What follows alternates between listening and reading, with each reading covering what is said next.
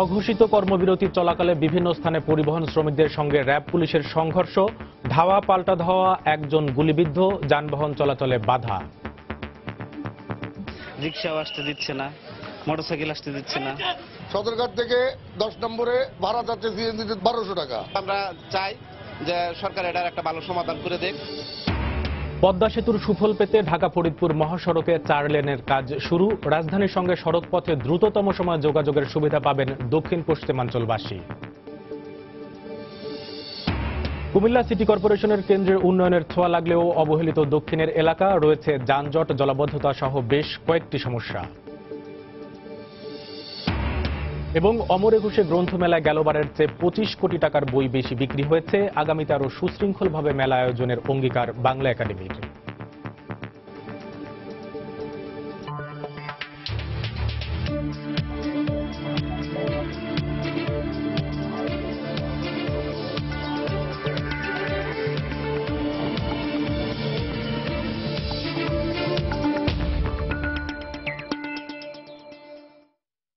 দেখছিলেন শিরোনাম। আমন্ত্রণ জানাচ্ছি দেশ ও দেশের বাইরের অর্থ বাণিজ্যের নানা খবর নিয়ে আমাদের নিয়মিত আয়োজন এ সময়ের বাণিজ্যে। আর আপনাদের সঙ্গে আছি আমি কামরুল হাসান সবুজ। পরিবহন শ্রমিকদের অঘোষিত কর্মবিরতিতে দেশের বিভিন্ন স্থানে উত্তেজনাকর পরিস্থিতি বিরাজ করছে। সকালে রাজধানীর গাবতলীতে র্যাব পুলিশের সঙ্গে পরিবহন শ্রমিকদের দফায় দফায় সংঘর্ষ হয়। এ সময় পুলিশের গুলিতে একজন গুলিবিদ্ধ হন। গাবতলীতে ভোর থেকেই অবস্থান নিয়ে থাকে পরিবহন শ্রমিকরা। রাতে এই পুলিশের সঙ্গে যোগ দেয় র্যাপিড অ্যাকশন ব্যাটালিয়ন র্যাব। সকালে শ্রমিকরা ইট পাটকেল নিক্ষেপ করলে পরিস্থিতি নিয়ন্ত্রণে আনতে র্যাব পুলিশ টিয়ার শেল ও রাবার বুলেট নিক্ষেপ করে। এ সময় শ্রমিকরা কিছুটা পিছু হটলেও বিভিন্ন দলে ভাগ হয়ে পাথর নিক্ষেপ করতে থাকে। এখনও সেখানে থমথমে পরিস্থিতি বিরাজ করছে। এদিকে রাজধানীর মতো সারা দেশে অঘোষিত কর্মবিরতিতে অচল হয়ে পড়েছে সড়ক যোগাযোগ ব্যবস্থা। কর্মবিরতির কারণে গাবতলী বাস টার্মিনাল থেকে রাজধানী থেকে দেশের কোনো রুটে দূরপাল্লার বাস ছেড়ে যায়নি। ঢাকার বাইরে থেকে যেসব বাস আসছে সেগুলো থেকেও যাত্রীদের নামিয়ে দেয় পরিবহন শ্রমিকরা। এতে চরম দুর্ভোগে পড়েন দূরান্তের বহু যাত্রী। বন্ধ করে দেওয়া হচ্ছে রাজধানীর অভ্যন্তরীণ বাস চলাচলও। পাশাপাশি শ্রমিকরা একজোট হয়ে বাধা দিয়েছে অন্যান্য যানবাহন চলাচলেও। রাজধানীর গাবতলী থেকে বাস টার্মিনাল থেকে ধর্মঘটের খবর জানাতে এই মুহূর্তে সেখানে আছেন রিপোর্টার সেলিয়া সুলতান। আমরা সরাসরি চলে যাচ্ছি তার কাছে। সেলিয়া, গাবতলীতে এই মুহূর্তে কিন্তু কিছুটা থমথমে অবস্থা বিরাজ করছে। এখানে যারা আছেন, বিশেষ করে গাবতলী বাস টার্মিনালের ভেতরে যারা যেসব মানুষগুলো অবস্থান করছিলেন প্রত্যেককে আসলে সরিয়ে দেওয়া হচ্ছে। যে কোনো ধরনের মানুষকে আসলে এখানে দাঁড়াতে দেওয়া হচ্ছে না এবং প্রত্যেকেই আসলে কোনোভাবেই আসলে এই স্থানটিতে দাঁড়ানোর মতো কোনো ধরনের ব্যবস্থাই আসলে রাখছে না পুলিশ। যত সম্ভব আসলে পুরো রাস্তাটি জনশূন্য করার এক ধরনের ব্যবস্থা নিয়েছে। বিশেষ করে আপনারা দেখতে পাচ্ছেন, আপনারা জানেন যে সকাল থেকে আসলে এখানে পুরো রাস্তাটি অবরোধ করে রাখা হয়েছিল। পরিবহন শ্রমিক যারা ধর্মঘট করছিলেন গতকাল রাত থেকে কিন্তু আপনারা জানেন যে এই পুরো এলাকাটি আসলে বন্ধ ছিল এবং কোনো ধরনের পরিবহনই আসলে এখান থেকে ছেড়ে যাচ্ছিল না। এবং এখান থেকে বিশেষ করে সাভার পর্যন্ত আমরা কিছুক্ষণ আগে জানতে পেরেছি, সাভারের দিকে কিন্তু এখন পর্যন্ত কোনো ধরনের পরিবহন আসলে রাজধানীতে ঢুকতে যেমন পারছে না, আবার রাজধানী থেকে আসলে দূর দূরান্তের যে বাসগুলো সেগুলো কিন্তু আসলে এখন পর্যন্ত অকেজো হয়ে অনেকটা পড়ে আছে। বিশেষ করে আপনারা জানেন যে সকাল থেকে আসলে র্যাব অবস্থান করছে, পুলিশের পাশাপাশি এখানে কিন্তু কাজ করছে এবং বিশেষ করে বেলা 10টার দিক থেকে শুরু করে আমরা দেখতে পেয়েছি যে পুলিশ আসলে এক ধরনের অবস্থানে যায় এবং সব ধরনের পরিবহন শ্রমিক যারা আসলে রাস্তা অবরোধ করে রেখেছিলেন তাদেরকে আসলে এখান থেকে সরিয়ে দেওয়া হয়। এর মধ্যে বেশ কয়েকজনকে আটক করার খবর আমরা জানতে পেরেছি, আহত হওয়ার ঘটনাও আমরা শুনতে পেরেছি। এবং এখন পর্যন্ত যে অবস্থাটি আসলে আপনারা দেখছেন, কোনো মানুষকে যেমন দাঁড়াতে দেওয়া হচ্ছে না, ঠিক পাশাপাশি কিন্তু কাউকে যদি সন্দেহজনকভাবে দেখা হয়, সন্দেহজনকভাবে ঘোরাফেরা করতে দেখা হয়, তাকে কিন্তু আটক করে নিয়ে যাওয়া হচ্ছে। যত সম্ভব এখন পর্যন্ত আমরা আসলে শ্রমিক পরিবহনের পক্ষ থেকে ধর্মঘট স্থগিত হওয়ার ব্যাপারে আসলে কোনো ধরনের বক্তব্য শুনিনি। তবে তারা যে বিষয়টি সারা বাংলাদেশে আসলে গত কয়েকদিন ধরে আসলে এই ধর্মঘট এই অবস্থান কর্মসূচিগুলো যে বিভিন্ন এলাকায় জুড়ে চলে আসছিল, প্রথমে খুলনা থেকে যে শুরু হয়েছিল, এরপরেই কিন্তু আমরা দেখতে পেয়েছি যে রাজধানী এবং অন্যান্য দেশের অন্যান্য অঞ্চলগুলোতে কিন্তু আসলে বন্ধ করে দেওয়া হয়। দূরপাল্লার বাস যেমন চলাচল করছে না এবং সাধারণ মানুষের যে দুর্ভোগের জায়গাটি, সে জায়গাটি কিন্তু অনেক বেশি বেড়ে গেছে এবং সাধারণ মানুষ আসলে দূরপাল্লায় যেমন যেতে পারছেন না, ঠিক একইভাবে কিন্তু রাজধানীর ভেতরেও কিন্তু যান চলাচল কিছুটা সীমিত রাখায় আসলে সেখানেও কিন্তু সাধারণ মানুষ ভোগান্তিতে পড়ছেন। এখন পর্যন্ত আসলে গাবতলীতে আমাদের কাছে ছিল এটাই ছিল আসলে আমাদের কাছে সর্বশেষ। সবুজ। দর্শক, রাজধানীর গাবতলী থেকে অঘোষিত ধর্মঘটের এই মুহূর্তের খবর জানাচ্ছিলেন সহকর্মী সেলিয়া সুলতানা। এদিকে পরিবহন শ্রমিকদের অঘোষিত কর্মবিরতির কারণে রাজধানী সহ সারা দেশের যাত্রীরা পড়েছে সীমাহীন দুর্ভোগে। রাস্তায় কোনো যানবাহন না থাকায় অফিসগামী মানুষও নির্দিষ্ট সময়ে গন্তব্যে পৌঁছাতে পারছেন না। রাজধানীর গাবতলী, ফার্মগেট, মহাখালী সহ বিভিন্ন জায়গায় গাড়ির জন্য শত শত মানুষকে রাস্তায় অপেক্ষা করতে দেখা গেছে। এ সময় অনেকে গাড়ি না পেয়ে পায়ে হেঁটে নির্দিষ্ট জায়গায় যাওয়ার চেষ্টা করেছেন। গতকাল সকাল থেকে বাংলাদেশ বাস ট্রাক মালিক সমিতি এবং সড়ক পরিবহন শ্রমিক ফেডারেশনের ডাকে এ কর্মসূচি চলছে। এখানে দাঁড়ায় আছে, কোনো গাড়ি নাই অফিস টাইম তো আমার পার হয়ে গেছে, অনেক কষ্ট হয়েছে, যাত্রী সবাই কষ্ট হচ্ছে যাতায়াতের জন্য। এভাবে কি চলে? তাদের ক্ষমতা তারা দেখাচ্ছে, এটা অন্য কিছু না। একজন দোষ করছে, তাকে শাস্তি পেতে হবে, এটা ঠিক আছে। এই কারণে তো কোনো মানুষের জনসাধারণের ভোগান্তির কোনো প্রয়োজন নেই। কোনো যানবাহন পাচ্ছি না, অফিসে যেতে হবে, যার যার কর্মক্ষেত্রে যেতে হবে। এই যে ভোগান্তিটা হচ্ছে, এটার শুরু হলো কাল থেকে, এটা শেষ হবে কিভাবে, এটা এখন আসলে আমরা অনিশ্চিত। পরিবহন ধর্মঘটে সীমাহীন দুর্ভোগে পড়েছেন সাধারণ মানুষ। এই মুহূর্তে রাজধানীর ফার্মগেট এলাকায় আছেন রিপোর্টার মাহমুদ রাকিব। আমরা সরাসরি চলে যাচ্ছি সেখানে। রাকিব, ধর্মঘটের কারণে রাজধানীবাসীর ভোগান্তি কিন্তু সময়ের সাথে সাথে পাল্লা দিয়ে বাড়ছে। আমি আপনাকে যেটি সকালে দেখিয়েছিলাম যে যখন অফিসগামী যাত্রীরা যানবাহন পাচ্ছিলেন না, তারা বিভিন্নভাবে যাচ্ছিলেন, কেউ পিকআপে করে, কেউ ভ্যানে করে, তবে বেশিরভাগ যাত্রী কিন্তু হেঁটে হেঁটে অফিসে যাচ্ছেন, যা এখনো চলমান আছে। আপনি যদি আপনাকে এই মুহূর্তে ফার্মগেটের অবস্থা দেখাই, এখানে আপনি যদি আমার ঠিক পিছন দিকটায় দেখেন, এখনো বেশ যাত্রীরা অপেক্ষা করছেন গাড়ির জন্য। কোনো গাড়ি কিন্তু যাচ্ছেন না, শুধুমাত্র বিআরটিসি পরিবহন ছাড়া আর সব ধরনের গণপরিবহন বন্ধ আছে। আপনি দেখছেন একটি বিআরটিসি বাস, যদিও এটি স্কুলগামী বিআরটিসি বাস, কিন্তু সেখানে কিন্তু এখন সাধারণ মানুষ যাচ্ছেন। এর পাশাপাশি ভ্যানে করেও কিন্তু লোকজন মানুষ যাচ্ছেন অফিসে। আপনি দেখছেন যে একটি ভ্যানে করে কিন্তু পুরুষ মহিলা নির্বিশেষে সবাই অফিসে যাচ্ছেন। তো সব মিলিয়ে আসলে আপনি বুঝতেই পারছেন যে সাধারণ মানুষ কতটা ভোগান্তিতে পড়ছে। এর পাশাপাশি যেহেতু গণপরিবহন নেই রাস্তায়, সেই সুযোগে সিএনজির ভাড়া কিন্তু কয়েক গুণ বাড়িয়ে দেওয়া হয়েছে বলে আমাদেরকে অভিযোগ করেছেন অফিসগামী যাত্রীরা। বিশেষ করে আমরা দেখেছি অনেক মহিলা দেখেছি, অনেক বৃদ্ধ দেখেছি, অনেক তারা যে বিষয়টি বলছেন যে তারা কিন্তু দু একটি যে বাস চলছে গণপরিবহন অর্থাৎ বিআরটিসি বাস, সেগুলোতে তারা উঠতে পারছেন না প্রচন্ড ভিড়ের কারণে। সে কারণে তারা কিন্তু হেঁটে যাওয়া ছাড়া অন্য কোনো মাধ্যমে যেতে পারছেন না। বিশেষ করে একজন আমাদেরকে অভিযোগ করেছেন যে সিএনজি ভাড়া অন্যান্য সময় হয়তো 300 থেকে 400 টাকা নেওয়া হয়, সেই সিএনজি ভাড়া এখন 1500 থেকে 2000 টাকা চাওয়া হচ্ছে। তো সে এত টাকা দিয়ে তো আসলে সাধারণ মানুষের যাওয়াটা সম্ভব হয়ে ওঠে না। সে কারণেই কিন্তু খুব ভোগান্তিতে পড়ছেন সাধারণ মানুষ, অফিসগামী মানুষ।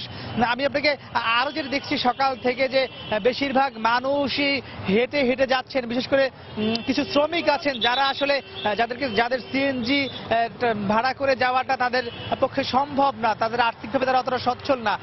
তেমনি আমি দেখেছি যে বগুড়া থেকে একজন শ্রমিক এসেছিলেন যারা ঢাকায় ডেলি মজুর হিসেবে কাজ করেন। তারা দেখেছি আমিনবাজার থেকে ফার্মগেট পর্যন্ত হেঁটে এসেছে এবং ফার্মগেটের পর তারা আমি দেখেছি যে কমলাপুর পর্যন্ত হেঁটে যাচ্ছে। আপনি দেখছেন একটি বিআরটিসি বাস এদিক থেকে আসছে, যখনই কোনো বাস আসে তখনই কিন্তু হুড়মুড়িয়ে তাতে যাত্রীরা যে যেভাবে পারেন পিছনে ঝুলে, বাইরে ঝুলে, গেটের বাইরে ঝুলে যাচ্ছেন। ঠিক সে চিত্র কিন্তু আপনি এখানে দেখছেন যে বিআরটিসি বাসটিতে কিন্তু বাইরে মানুষ ঝুলে ঝুলে যাচ্ছেন এবং জীবনের ঝুঁকি নিয়ে তারা যাচ্ছেন। দেখছেন যে একজনের কিন্তু একটি পা তারা বাইরে রেখেছেন। এর বাইরেও আমরা দেখেছি প্রত্যেকটি বিআরটিসি বাসে শুধু গেটের বাইরেই নয়, বিআরটিসি বাসের যে পিছনের অংশ রয়েছে সেই পিছনের অংশতেও কিন্তু 10 থেকে 12 জন লোক দাঁড়িয়ে দাঁড়িয়ে যাচ্ছেন। সব মিলিয়ে ভোগান্তির যে আসলে চরম পর্যায়ে পৌঁছানো, সেটি কিন্তু এখন রাজধানীর প্রত্যেকটি বাস স্টপেজ, প্রত্যেকটি বাস স্ট্যান্ড, মোড়ে মোড়ে কিন্তু সে অবস্থা দাঁড়িয়েছে। এই পাশে আরেকটি বিআরটিসি বাস এসেছে। আমরা যদি আপনাকে সেই বিআরটিসি বাসটির একটু গেটের অবস্থা দেখায়, যে মানুষ কিভাবে হুমড়ি খেয়ে পড়ছে বিআরটিসি বাসের গেটে, সেটি আপনি দেখতে পাচ্ছেন যে সাধারণ মানুষ কিন্তু বিআরটিসি বাসের গেটের দিকে যখনই একটি গাড়ি আসছে যে যেভাবে পারছে ঝুলে ঝুলে ওঠার চেষ্টা করছে। এবং সেখানে কিন্তু যে বিরুদ্ধরা আপনি দেখছেন যে বিরুদ্ধরা কিন্তু কোনোভাবেই অন্যদের ঠেলে আসলে আগে যাওয়াটা তাদের জন্য খুবই কষ্টসাধ্য ব্যাপার। তো সেই কারণে ঠিক একইভাবে কিন্তু মহিলারাও কিন্তু ঠিক একইভাবে তারাও কিন্তু যেতে পারছেন না। মহিলারাও আসলে সাধারণ এত মানুষকে ঠেলে আসলে উঠে যাওয়াটা খুবই কঠিন হয়ে দাঁড়ায়। তো সব মিলিয়ে আসলে কামরুল, যে বিষয়টি আমরা বলতে পারি যে এই পরিবহন ধর্মঘট প্রত্যাহার হওয়া না পর্যন্ত নগরবাসীর এই দুর্ভোগ কিন্তু কমবে না। অতএব তারা যে বিষয়টি বলছেন, তারা যে কোনো মূল্যে ধর্মঘট প্রত্যাহার চান। তো আমার কাছে ফার্মগেট থেকে এই ছিল সবশেষ খবর। কামরুল। দর্শক, রাজধানীর ফার্মগেট এলাকা থেকে অঘোষিত কর্মবিরতি, শ্রমিকদের যে অঘোষিত কর্মবিরতি তার খবরাখবর জানাচ্ছিলেন মাহমুদ রাকিব। সারা দেশে আজও চলছে পরিবহন শ্রমিকদের অঘোষিত কর্মবিরতি। এই মুহূর্তে খুলনা সোনাডাঙ্গা বাস স্ট্যান্ড এলাকায় আছেন সহকর্মী তরিকুল ইসলাম এবং রাজশাহীর শিরোইল বাস টার্মিনাল এলাকায় আছেন রিপোর্টার সাইফুর রহমান রকি। সরাসরি চলে যাচ্ছি তাদের কাছে। প্রথমে যাচ্ছি তরিকুলের কাছে। আমার পিছনে দাঁড়িয়ে থাকা যে গাড়িগুলো আপনারা দেখতে পাচ্ছেন, এগুলোই বলে দিচ্ছে কিন্তু যে এখানে সোনাডাঙ্গা বাস টার্মিনালের যে দৃশ্য, অর্থাৎ শ্রমিকদের যে কর্মবিরতি, সেই কর্মবিরতিতে এই গাড়িগুলো কিন্তু দাঁড়িয়ে আছে। তো আরেকটু বলি, সেটা হচ্ছে যে সোনাডাঙ্গা বাস টার্মিনাল সবসময় মুখরিত থাকতো গাড়ি এবং গাড়ির শব্দ এবং যাত্রী সাধারণের পদচারণায়, সেটি কিন্তু এখন নিস্তব্ধ নীরবতা পরিবেশ বিরাজ করছে। তো এর যে ফলশ্রুতিতে যেটি হচ্ছে সেটি হচ্ছে যে সাধারণ মানুষের মধ্যে ক্ষোভ বাড়ছে, মানুষের মধ্যে হতাশা বাড়ছে, নির্দিষ্ট গন্তব্যে তারা পৌঁছতে পারছে না এবং পাশাপাশি তাদের যে জরুরি কাজ প্রয়োজন যেটা মেটানোর, সেটা কিন্তু মেটাতে পারছে না। খুলনা থেকে দূর দূরান্তে যাওয়ার জন্য সকল পথ কিন্তু রুদ্ধ এবং খুলনা থেকে বাইরে থেকে খুলনায় আসার জন্য যেসব প্রবেশ পথ, সেখানে প্রতিবন্ধকতা সৃষ্টি করা হচ্ছে সেই গত 4 দিন থেকে। তো খুলনার দক্ষিণাঞ্চলে যে ধর্মঘট, সেটি এখন যে সারা দেশে ছড়িয়ে পড়েছে, তার প্রভাবটা কিন্তু এখন গত 2 দিনে খুলনায় কিন্তু আরো বেশি প্রকট আকার ধারণ করেছে এবং সাধারণ মানুষ যারা কিনা তাদের জরুরি কাজে খুলনা থেকে বাইরে যাওয়ার যেভাবে যাচ্ছিল, সেটি ভেঙে ভেঙে যাওয়ার জন্য যে পথ ছিল, সে পথগুলো কিন্তু বন্ধ রয়েছে আপাতত যাওয়ার জন্য। তো সব মিলিয়ে কিন্তু একটা পরিস্থিতি, এমন একটা পরিস্থিতি যে পরিস্থিতিতে সাধারণ মানুষের থেকে আসলে পরিত্রাণ চায়। তো এই ছিল আমার কাছে শফিক খুলনার সর্বশেষ তথ্য। চলে যাচ্ছি রাজশাহীতে সাইফুর রহমান রকির কাছে। আপনাকে ধন্যবাদ। রাজশাহীতে গতকাল থেকে শুরু হয়েছে অনির্দিষ্টকালের পরিবহন ধর্মঘট। এই পরিবহন ধর্মঘটের কারণে অচল হয়ে পড়েছে রাজশাহীর জনজীবন এবং যাত্রীদের কিন্তু ভোগান্তি চরম মাত্রায় পৌঁছেছে। আমি এখন আছি রাজশাহী শিরোইল বাস টার্মিনাল এলাকায়। এখনকার যে চিত্র, সেটি দেখানোর আপনাদের চেষ্টা করছি। এখন আমরা দেখতে পাচ্ছি যে এখানে আন্তজেলা যে বাস টার্মিনালগুলো রয়েছে, সেই টার্মিনাল এলাকায় শ্রমিক নেতৃবৃন্দ যারা আছেন তারা জড়ো হয়েছেন এবং শুধু এখানে নয়, রাজশাহীর যে বিভিন্ন মোড়ে মোড়ে গুরুত্বপূর্ণ মোড়ে মোড়ে, যেমন তালাইমারি মোড়, কামরুজ্জামান মোড়, এই শিরোইল বাস টার্মিনাল মোড়ে কিন্তু অবস্থান নিয়েছেন এবং এই এলাকাগুলো দিয়ে কিন্তু কোনো ধরনের যানবাহন চলাচল করতে দিচ্ছেন না। বিশেষ করে অটোরিকশা বা প্রাইভেট কার যেগুলো আছে, সেগুলো যেন চলাচল না করে, সেই জন্য মূলত এই সব শ্রমিক নেতৃবৃন্দ মোড়ে মোড়ে জড়ো হয়েছেন।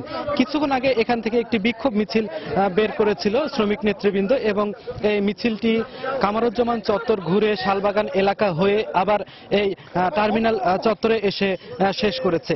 এছাড়াও আমরা দেখানোর চেষ্টা করছি যে এখানে কিন্তু এই বাসগুলো একের পর এক সিরিয়ালি সাজানো আছে। এখনো বাস চলাচলের কোনো যেহেতু সম্ভাবনা নেই, যার কারণে শ্রমিক নেতৃবৃন্দ যারা রয়েছেন, শ্রমিক নেতাকর্মীরা, এরা অলস সময় কাটাচ্ছেন এবং এখন তারা সিদ্ধান্তের অপেক্ষায় আছেন যে আসলে কোনো ধরনের সিদ্ধান্ত যদি হয়, সেক্ষেত্রে তারা পরবর্তী কর্মসূচি হাতে নেবেন। তো এছাড়া আমি বেশ কয়েকজন যাত্রীকে দেখেছি যারা সকাল থেকে এসেছিলেন বাস টার্মিনালগুলোতে তারা বাস চলাচল না করার কারণে বিভিন্ন ভোগান্তির কথা আমাদের কাছে স্বীকার করেছেন এবং তারা বলেছেন যে কিছু কিছু জায়গা আছে যেখানে আসলে ট্রেনে করে বা অন্যান্য যানবাহন করে যাওয়াটা সমস্যা, সেই জায়গাগুলোতে মূলত বাস চলাচল না করার জন্য বড় ধরনের এক ধরনের ভোগান্তি শিকার হতে হচ্ছে তাদের। আর যেহেতু সব ধরনের অভ্যন্তরীণ এবং দূরপাল্লার সব ধরনের বাস চলাচল যেহেতু বন্ধ আছে, সেজন্য ট্রেনের উপর কিন্তু দ্বিগুণ বা তিনগুণ বেশি চাপ পড়েছেন। তো এই ছিল আমার কাছে এখন পর্যন্ত রাজশাহী থেকে পরিবহন ধর্মঘটের খবর। সবুজ। দর্শক, অঘোষিত যে পরিবহন শ্রমিকদের যে ধর্মঘট চলছে তারই খবর জানাতে খুলনা থেকে তরিকুল ইসলাম এবং রাজশাহী থেকে সাইফুর রহমান রকি যোগ দিয়েছিলেন আমাদের সঙ্গে। প্রধানমন্ত্রী শেখ হাসিনা গণভবন থেকে ভিডিও কনফারেন্সে মোবাইল ব্যাংকিং এর মাধ্যমে প্রাথমিক শিক্ষা উপবৃত্তির টাকা বিতরণ কার্যক্রমের উদ্বোধন করে কথা বলছেন। আমরা সরাসরি চলে যাচ্ছি সেখানে। আমরা নিয়ে রাখি, যে কারণে 96 সালে সরকার গঠন করার পরপরই আমরা উদ্যোগ নিই যে দেশের মানুষকে কিভাবে দারিদ্র্যের হাতে মুক্তি দেব আর কিভাবে আমাদের ছেলে মেয়ে স্কুলে যাবে, লেখাপড়া শিখবে এবং কি করলে তারা আরো বেশি লেখাপড়ার প্রতি আন্তরিক হবে। আর সেই চিন্তা মাথায় নিয়েই আমরা বিভিন্ন কর্মসূচি তখন থেকেই বাস্তবায়ন করি। যেমন দরিদ্র মায়েদের নামে অ্যাকাউন্ট করে সেখানে তার কাছে টাকা পৌঁছে দেওয়া যাতে বাচ্চাকে স্কুলে পাঠায়।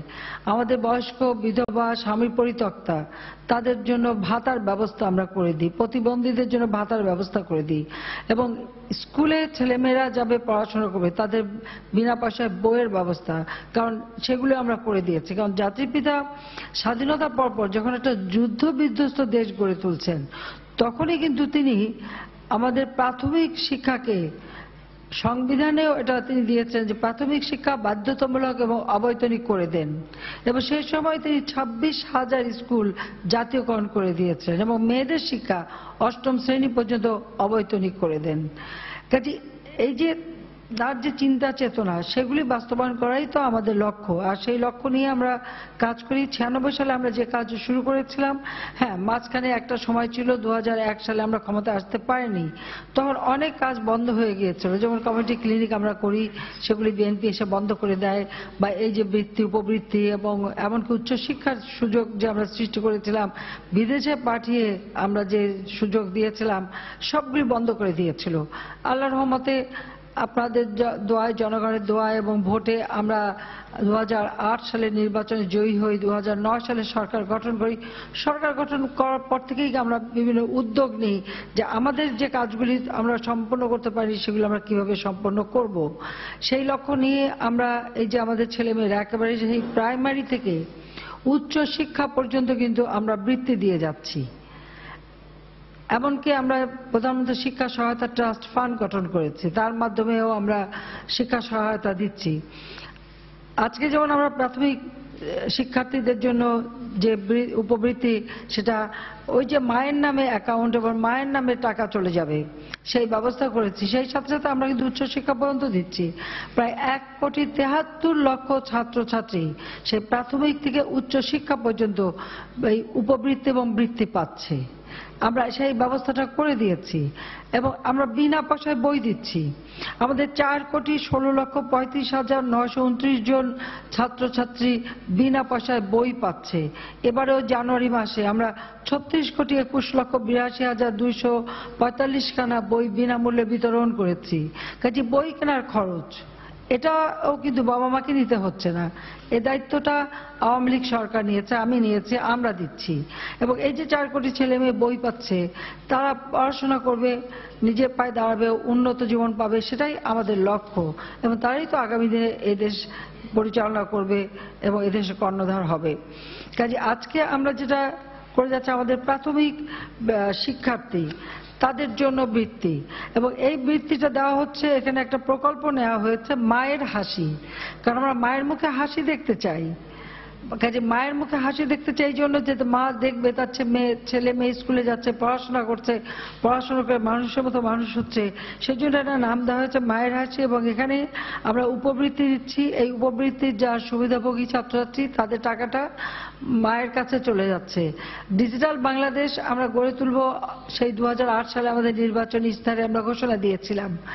যদিও সেটা নিয়ে অনেক সময় অনেকে অনেক ঠাট্টা বিদ্রুপ করেছে, কিন্তু আজকে ডিজিটাল বাংলাদেশ সত্যিকার ভাবে গড়ে উঠেছে এবং সেখানে আমরা আমাদের প্রত্যেকটা মায়ের হাতে যে টেলিফোন, এমনকি যাদের ফোন নাই, মোবাইল ফোন যাদের হাতে নাই, আমাদের টেলিটক তাদের নেটওয়ার্কের মাধ্যমে এই টাকা পাঠাচ্ছে এবং যাদের টেলিফোন নাই তাদেরকে বিনামূল্যে প্রায় 20 লক্ষ সিম ও প্রত্যেক মাসে 20 টাকা ফ্রি টক টাইম প্রদান করার একটা চুক্তি করেছে।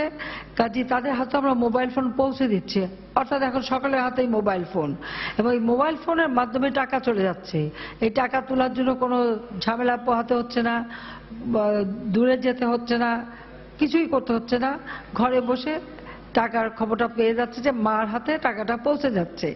যাতে এই টাকার জন্য অপব্যবহার না হয় সেদিকে লক্ষ্য রেখেই এই পদক্ষেপ আমরা নিয়েছি।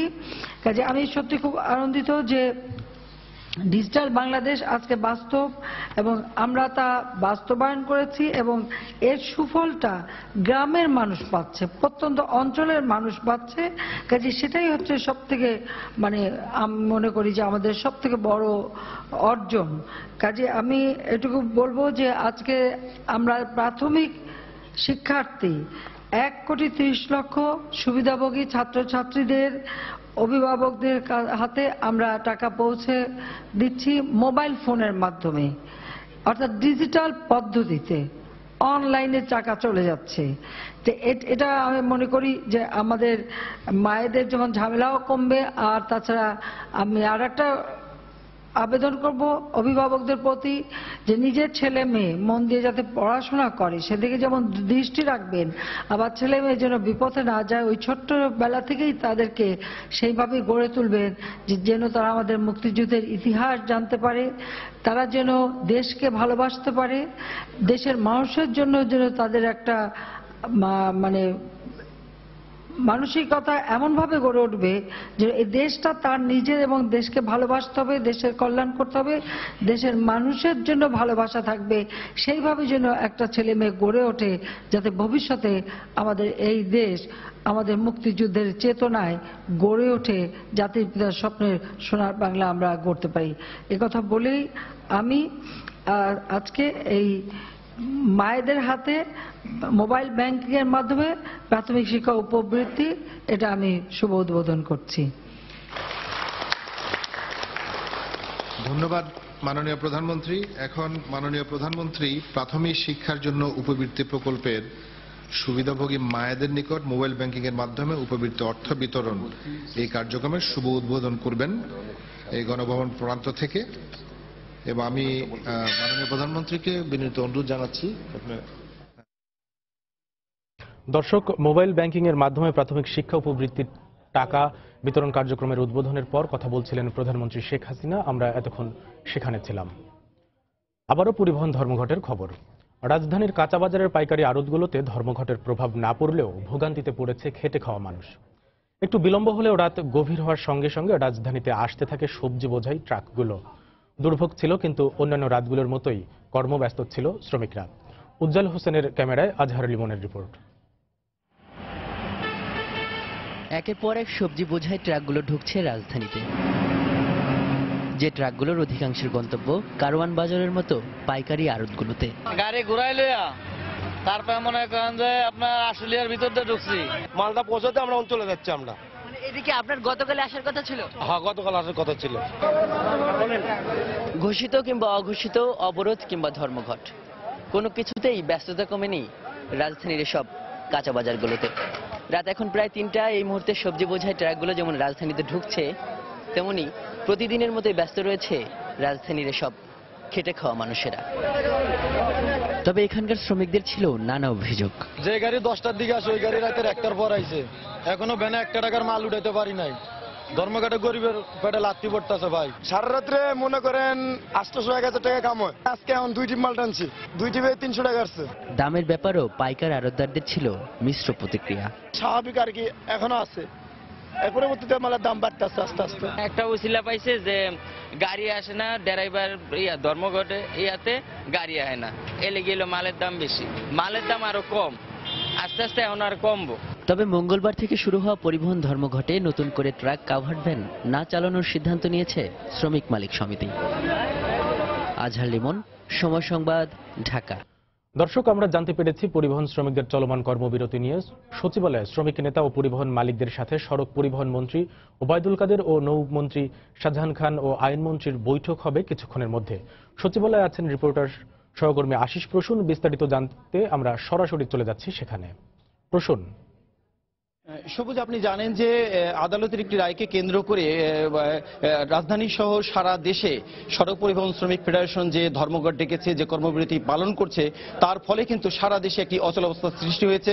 রাজধানী সহ দেশের প্রতিটি জায়গায় কিন্তু এখন যোগাযোগের কোনো সড়কে কিন্তু কোনো ধরনের বাস নেই, কোনো ধরনের গাড়ি নেই, যে কারণে এই অচলাবস্থাটি সৃষ্টি হয়েছে। এরই প্রেক্ষিতেই গত 2 থেকে 3 দিন ধরে এই যে অচলাবস্থা, সেই অচলাবস্থা নিরসনের জন্যই কিছুক্ষণ আগে অল্প সময়ের জন্য সড়ক পরিবহন ও সেতু মন্ত্রী এবং আওয়ামী লীগের যিনি সাধারণ সম্পাদক রয়েছেন ওবায়দুল কাদের, ওনার কক্ষে, ওনার রুমে এই একটি ছোট্ট বৈঠক হয়েছে। এই বৈঠকে যোগ দিয়েছিলেন নৌ পরিবহন মন্ত্রী শাহজাহান খান এবং আইনমন্ত্রী অ্যাডভোকেট আনিসুল হক এবং স্থানীয় সরকার প্রতিমন্ত্রী মশিউর রহমান রাঙা। মূলত আপনি জানেন যে মশিউর রহমান রাঙা, যিনি সড়ক পরিবহন মালিক সমিতির নেতৃত্ব দেন, এবং শাহজাহান খান, যিনি সড়ক পরিবহন শ্রমিকদের নেতৃত্ব দেন এবং শ্রমিক ফেডারেশনের কার্যকরী সভাপতিও যিনি, ওনারা কিন্তু যোগ দিয়েছিলেন এই অচলাবস্থা কিভাবে নিরসন করা যায়। সেই সংক্ষিপ্ত আলোচনার পরেই সড়ক পরিবহন ও সেতু মন্ত্রী আমাদেরকে জানিয়েছেন যে উনি আশাবাদী আজকের মধ্যে এই অচলাবস্থার নিরসন ঘটবে এবং অল্প সময়ের মধ্যেই ওনারা সড়ক পরিবহন শ্রমিক ফেডারেশনের নেতৃবৃন্দ যারা আছেন এবং বাস মালিক সমিতির নেতৃবৃন্দ যারা আছেন তাদের সাথে বৈঠকে মিলিত হবেন অল্প সময়ের মধ্যেই। সেই বৈঠকটি অবশ্য কোথায় হবে এবং কতক্ষণের মধ্যে শুরু হবে সেই বিষয়টা নিশ্চিত করেননি, তবে উনি এটা আমাদের জানালেন যে অল্প সময়ের মধ্যে এই সমস্যাটির সমাধান হবে। এর পরপরই কিন্তু আইনমন্ত্রী মহোদয় বললেন যে সড়ক পরিবহন এবং শ্রমিকরা যে এই ধর্মঘট করছেন সেইটি কতটা নৈতিক, কতটা যৌক্তিক, সেটি আসলে বিবেচনার বিষয়। তবে তাদের কোনো বক্তব্য থাকলে সেটি আদালতে উপস্থাপন করতে পারতেন।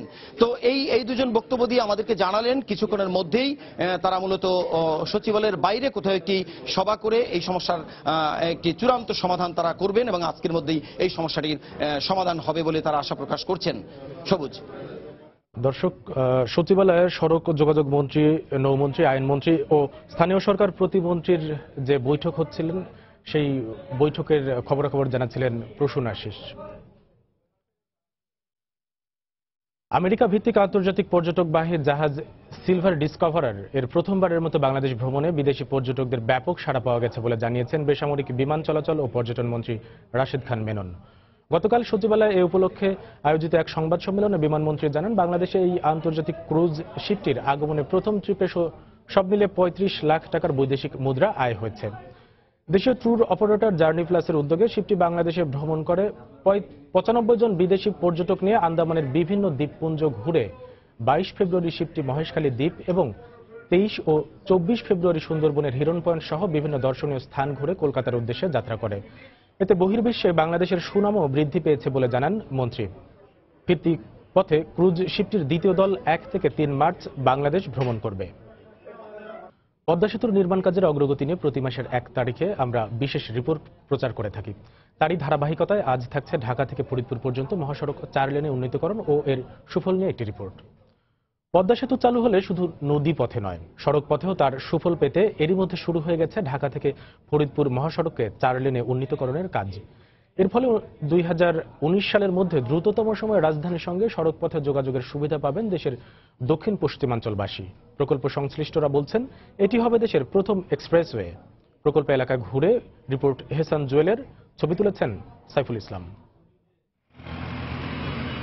রাজধানী ঢাকা থেকে মুন্সিগঞ্জের মাওয়া, এভাবেই 2 লেনের অপ্রশস্ত সড়ক দিয়ে যোগাযোগ করে পদ্মা নদীর দুই পারের 19 জেলার পণ্য ও যাত্রীবাহী যানবাহনগুলো।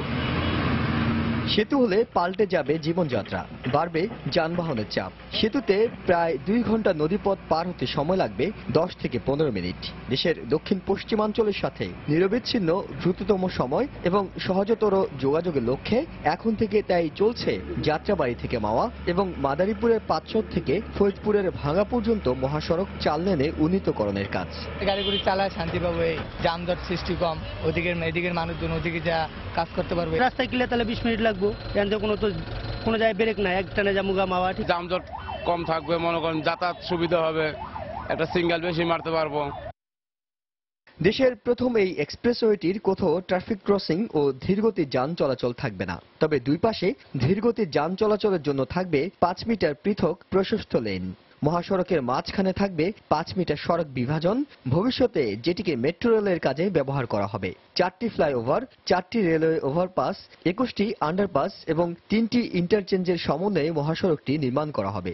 রোডসান হাইজের সেনাবাহিনীর মাধ্যমে কাজটা করাচ্ছে। তারা চেষ্টা করছে আমাদের সাথে যেন সমসাময়িক সময়ের মধ্যে যেন 4 লেনটাও চালু করা যায়। এটা তারা দে আর ট্রাইং। আমাদের কমন পারসেপশন আছে যে এটা 4 লেন, আসলে কিন্তু এটা 4 লেন না, এটা অলমোস্ট 8 লেন। এটা কিন্তু এক্সেস কন্ট্রোলড এক্সপ্রেসওয়ে। কেউ যদি যাত্রাবাড়ি থেকে ভাঙা যেতে চায়, তিনি কিন্তু একটা নির্দিষ্ট সময়ের মধ্যেই ভাঙা গিয়ে পৌঁছতে পারবেন। এর মাঝখানে কোনো ধরনের ব্রেক পয়েন্ট বা কোনো কিছু নাই, কোনো ধরনের ইন্টারফারেন্স নাই, কোনো ধরনের ট্রাফিক সিগন্যালিং নাই। 2016 সালের 13 আগস্ট প্রধানমন্ত্রী কাজের উদ্বোধন করেন। শেষ হবে আগামী 2019 সালের এপ্রিল মাসে। সেনাবাহিনীর স্পেশাল ওয়ার্ক অর্গানাইজেশন পশ্চিমের তত্ত্বাবধানে 55 কিলোমিটার দৈর্ঘ্যের এই সড়কের প্রকল্প ব্যয় ধরা হয়েছে 6,252 কোটি 29 লাখ টাকা। পদ্মা সেতু হলে এই অঞ্চলের অর্থনীতিতে প্রাণের সঞ্চার হবে, একই সময়ে গতি আসবে যোগাযোগ ব্যবস্থায়। কিন্তু বর্তমানে এই 2 লেনের সড়ক কাঠামোর পক্ষে সে বাড়তি চাপ সামাল দেওয়া অনেক বেশি কঠিন হবে। আর তাই সেতুর কাঙ্ক্ষিত সুফল পেতে দুপ্রান্তের সড়কগুলোকে 4 লেনে উন্নীত করার কাজ পুরোদমে এগিয়ে চলছে। এহসান জুয়েল, সময় সংবাদ, মুন্সিগঞ্জ। এবার জানিয়ে দেব ঢাকা স্টক এক্সচেঞ্জের লেনদেন পরিস্থিতির খবর। চলে যাচ্ছে ডিএসসির অফিসিয়াল ওয়েবসাইটে। দর্শক, ডিএসসির অফিসিয়াল ওয়েবসাইটের যে প্রথমে যেটা দেখা যাচ্ছে যে 3টি সূচকই ঊর্ধ্বমুখী প্রবণতার মধ্যে দিয়ে কিন্তু আজকে লেনদেন চলছে। এই মুহূর্তে এখন পর্যন্ত ডিএসসির যে প্রধান সূচক ডিএসসি এক্স ইন্ডেক্স 5,625 পয়েন্টে অবস্থান করছে এবং সরিয়া সূচক ডিএসসি এস ইন্ডেক্স 1,309 পয়েন্টের কাছাকাছি অবস্থান করছে এবং বাছাই সূচক ডিএস 30 ইন্ডেক্স 2029 পয়েন্টে অবস্থান করছে। তো এখন পর্যন্ত লেনদেন ঊর্ধ্বমুখী প্রবণতার মধ্য দিয়েই চলছে। এখন পর্যন্ত লেনদেনকৃত শেয়ারের মধ্যে 84টি কোম্পানির শেয়ারের লেনদেনের দর বৃদ্ধি পেয়েছে, 16টির কমেছে এবং 15টি কোম্পানির লেনদেন শেয়ারের দাম অপরিবর্তিত রয়েছে। আর টাকার অঙ্কে এখন পর্যন্ত শেয়ার লেনদেন হয়েছে প্রায় 17 কোটি টাকার শেয়ার এই মুহূর্তে লেনদেন হয়েছে এতক্ষণ পর্যন্ত। আর দর্শক, এখন আমরা চলে যাচ্ছি টপ 20 শেয়ার তালিকায়, সেখানে দেখে আসবো কোন কোম্পানির অবস্থান কি।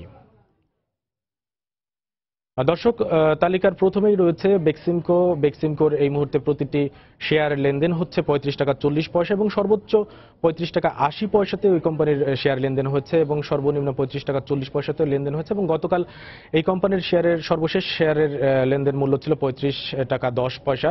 তালিকার দ্বিতীয় নম্বরে রয়েছে অ্যাক্টিভ ফাইনের প্রতিটি শেয়ার এই মুহূর্তে লেনদেন হচ্ছে 53 টাকা 10 পয়সা এবং এই কোম্পানির সর্বোচ্চ লেনদেন মূল্য ছিল 53 টাকা 50 পয়সা এবং সর্বনিম্ন 52 টাকা 80 পয়সাতে ওই কোম্পানির শেয়ারের লেনদেন হয়েছে এবং গতকাল সর্বশেষ লেনদেন মূল্য ছিল 53 টাকা। তালিকার 3 নম্বরে আছে সিএমসি কামালের প্রতিটি শেয়ার এই মুহূর্তে লেনদেন হচ্ছে 28 টাকা 70 পয়সা এবং সর্বোচ্চ 28 টাকা 80 পয়সা এবং সর্বনিম্ন 28 টাকা 50 পয়সাতেও লেনদেন হয়েছে এবং গতকাল সর্বশেষ লেনদেন মূল্য ছিল 28 টাকা 10 পয়সা। তালিকার 4র্থ নম্বরে রয়েছে ডেসকো এই মুহূর্তে প্রতিটি শেয়ারের লেনদেন মূল্য 60 টাকা 60 পয়সা এবং সর্বোচ্চ দর উঠেছিল 60 টাকা 70 পয়সা এবং সর্বনিম্ন 60 টাকা 50 পয়সাতেও এই কোম্পানির শেয়ার লেনদেন হয়েছে এবং গতকাল এই কোম্পানির সর্বশেষ শেয়ারের মূল্য ছিল 60 টাকা 50 পয়সা। তালিকার 5ম নম্বরে রয়েছে সেন্ট্রাল ফার্মাসিউটিক্যালস। এই কোম্পানির প্রতিটি শেয়ার এই মুহূর্তে 31 টাকা 70 পয়সায় লেনদেন হচ্ছে এবং সর্বোচ্চ এই কোম্পানির প্রতিটি শেয়ার এই মুহূর্তে 31 টাকা 70 পয়সা লেনদেন হচ্ছে এবং সর্বোচ্চ দর উঠেছিল 31 টাকা 80 পয়সা এবং সর্বনিম্ন 31 টাকা 20 পয়সাতে এই কোম্পানির প্রতিটি শেয়ার লেনদেন হয়েছে এবং গতকাল এই কোম্পানির প্রতিটি শেয়ারের সর্বশেষ লেনদেন মূল্য ছিল 30 টাকা 80 টাকায়। 80 পয়সায় এবং তালিকার ষষ্ঠ নম্বরে আছে ফার্স্ট কেমিক্যাল। এই কোম্পানির প্রতিটি শেয়ার এখন লেনদেন হচ্ছে 26 টাকা 30 পয়সা এবং সর্বোচ্চ দর উঠেছিল 26 টাকা 40 পয়সা এবং সর্বনিম্ন 26 টাকাতেও লেনদেন হয়েছে এবং গতকাল এই কোম্পানির প্রতিটি শেয়ারের সর্বশেষ লেনদেন মূল্য ছিল 26 টাকা। তালিকার সপ্তম নম্বরে রয়েছে বেঙ্গল উইন্ডসর লিমিটেড। এই কোম্পানির প্রতিটি শেয়ার এই মুহূর্তে লেনদেন হচ্ছে 52 টাকা এবং সর্বোচ্চ দর উঠেছিল 52 টাকা 40 পয়সা এবং সর্বনিম্ন 51 টাকা 40 পয়সাতে এই কোম্পানির শেয়ার লেনদেন হয়েছে এবং গতকাল সর্বনিম্ন শেয়ারের সর্বশেষ লেনদেন মূল্য ছিল 51 টাকা 20 পয়সা।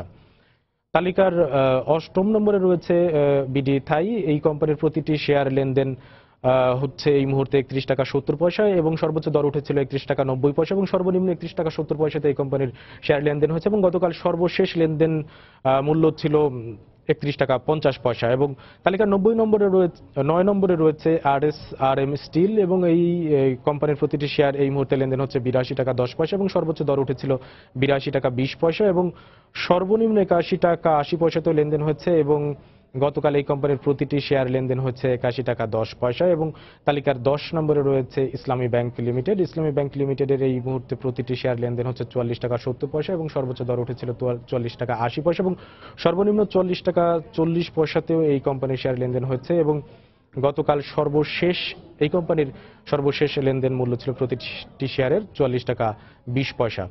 দর্শক, ঢাকা স্টক এক্সচেঞ্জের যে টপ 20 তালিকার প্রথম 10টির অবস্থান আমরা দেখে নিলাম। আবারও জানিয়ে দিচ্ছি এ সময়ের বাণিজ্যের শিরোনামগুলো।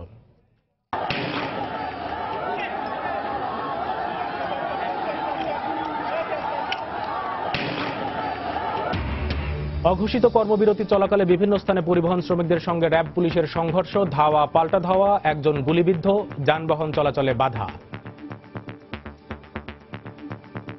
রিক্সাও আসতে দিচ্ছে না, মোটরসাইকেল আসতে দিচ্ছে না।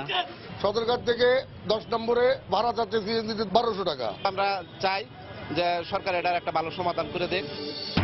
পদ্মা সেতুর সুফল পেতে ঢাকা ফরিদপুর মহাসড়কে 4 লেনের কাজ শুরু। রাজধানীর সঙ্গে সড়ক পথে দ্রুততম সময়ে যোগাযোগের সুবিধা পাবেন দক্ষিণ পশ্চিমাঞ্চলবাসী। কুমিল্লা সিটি কর্পোরেশনের কেন্দ্রীয় উন্নয়নের ছোঁয়া লাগলেও অবহেলিত দক্ষিণের এলাকা রয়েছে যানজট, জলাবদ্ধতা সহ বেশ কয়েকটি সমস্যা। এবং অমর একুশে গ্রন্থমেলা গেলবারের চেয়ে 25 কোটি টাকার বেশি বই বিক্রি হয়েছে। আগামীতে আরো সুশৃঙ্খলভাবে মেলা আয়োজনের অঙ্গীকার বাংলা একাডেমির।